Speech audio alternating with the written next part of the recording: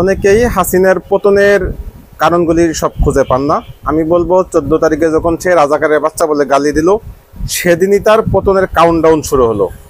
এর পরের দিন যখন সকল ভার্সিটি থেকে আমি কে তুমি কে, রাজাকার রাজাকার, কে বলেছে স্বৈরাচার স্বৈরাচার, এই স্লোগান আসলো। এর পরিপ্রেক্ষিতে ওবায়দুল কাদের যখন বলল যে যারা নিজেদেরকে রাজাকার পরিচয় দেয় তাদেরকে শায়েস্তা করার জন্য ছাত্রলীগই যথেষ্ট, এটা হচ্ছে শেষ পেরেক। এরপরে অসংখ্য মানুষ শহীদ হলো। শহীদ হওয়ার পরে আজকের দিন যখন তাদের গায়েবানা জানাজা পড়ার জন্য দিনক্ষণ ঠিক করলো এবং জায়গা নির্ধারণ করলো, তখন পুলিশ তাদেরকে সেই জানাজা পড়তে বাধা দিল। ফলশ্রুতিতে সর্বাত্মক শাটডাউন ঘোষণা করলো, সারা বাংলাদেশ ব্যাপী তারা শাটডাউন ঘোষণা করলো এবং এরপরেই বিশৃঙ্খলা পরিবেশ তৈরি হয়। এরপরে তারা কারফিউ জারি করে, এরপরে চূড়ান্ত পর্যায়ে গিয়ে হাসিনা পালাতে বাধ্য হয়। এই হচ্ছে মূলত হাসিনা পালানোর মূল কারণ বা তার পতনের মূল যে প্রেক্ষাপটগুলি আমি সংক্ষেপে তুলে ধরলাম।